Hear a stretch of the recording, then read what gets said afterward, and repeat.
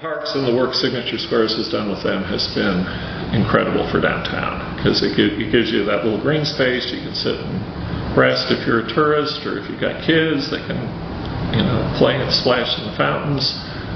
It also makes it feel a little cooler, even though it may not be, because you get a little more breeze in that through area. So we're lucky the parks were never developed, and we're very lucky that a group has come along to help preserve them and make them more usable. It's been great for merchants too, because Tipsy's has a park right next to it. The new 1509 has a park right next to it that they can use as an extension of their business. We're just a hodgepodge of paving, pathways. There was really nothing inviting. They would have been a cut-through between buildings. In fact, a lot of folks had no idea that we had 14 historic squares, because they just looked like vacant lots that occasionally got mowed, especially as you get down into the residential area where you've got Frederica Square, St. Simon Square, Crispin Square, and some of those, they just look like vacant lots. It was in deplorable condition. When we moved here, I had 2 daughters, ages 9 and 5. And I fell in love with this house in particular because of the size of it, and it was just very different, and the fact that it was, as you said, right on Hanover Square, so it offered a great opportunity for my kids to walk out the front door and have a 4-acre park to play in. So that was very appealing. However, the park was in, as I said, deplorable condition. The fountain, it had a 3-tiered fountain. The top 2 pieces had been vandalized and removed. The fountain area where the pool of water should have been was empty. It was full of trash. There had been a fence put up to keep people from throwing trash. It looked horrible. So I kept thinking, well, when is the city going to do something about this? Surely it's on their list of work that needs to be done and improved here in the community. But in contacting the city, it wasn't on their radar. They had no plans to do anything. So at that point, I spoke with another neighbor that lived around the corner at the time. So we started Signature Squares of Brunswick in 2004 and got our Articles of Incorporation, our 501c3 accreditation, and I had no idea what I was going to do. I'd never, started a nonprofit, never really worked on one. But I knew that I needed to get myself educated and that I couldn't just do Hanover Square. So I actually went up to Atlanta and spent 2 days with folks from the Piedmont Park Conservancy, and how were they set up, and how did they capture a revenue stream and operate, and how did they move forward with some of their work to renovate that huge park. And then I went up to New York City and spent a day with a group called Project for Public Spaces, and they were very helpful in sort of solidifying the importance in a community of placemaking and why something becomes endeared by its citizens. It's got to be a place that people enjoy to go to or look or relax or meet or whatever it might be. So we knew that we wanted to move forward and renovate these in such a way that they would really be the assets that they could be within our community.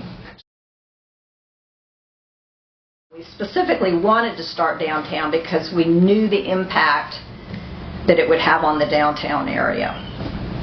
So it was a $40,000 project, and we went to the city ahead of time with the plan. This is before I was a commissioner, and said, if we raise $20,000, will the city match our $20,000 and provide the final amount of funding needed in order to execute the plan? And they voted and said yes, they would. So that's how we got started. We started with the center fountain area of Hanover Square. That was a very defined area. It's fenced in. We wanted to replace the fountain with something as close as we could to what was originally in there. So we sourced the fountain out of a foundry in Alabama that was the same type of three-tiered. It's called a crane. It's got cranes at the base. It's smaller than what the original fountain was, but it was a replica of it was the same design as what had been in there before. And then we had a landscape plan for that center area, and the brick pathways that come in and go out of that square were covered in grass. I mean, you could hardly even see them. They were terrible, and when bricks had to be replaced, they would be replaced with bricks that had the holes in them. So we were able to utilize the Department of Corrections, some detainees out of Alma, Georgia, and it was at the time it was contractual labor, but they were being trained with masonry skills so that when they completed their time, they had a marketable skill and they could be gainfully employed. So it was a win-win. And so we were able to use them to pull up every brick and relay all of the brick sidewalks in there that you see now that are in there. And then we did the centerpiece. So it was exciting. That was our very first one. And Brian Thompson was mayor at the time. And this was in 2006 that we completed that portion of the square. And we decided to do the community celebration. We always like to do a celebration when we're done. And it's, we want the public to come. We want them to see what now is theirs and theirs to enjoy. So we had Brian Thompson. It was on July the 4th. And we had a huge community event and a parade that started from Hanover Square, but Brian got to flip the switch on the power to the fountain, so he was the one that got to, so it was a lot of fun. That's great. These historic squares are really the only green space that we have in this part of town. You've got to go all the way down to Howard Coffin Park at the intersection of Gloucester and Highway 17, or go north of Gloucester to some of the other parks up that way.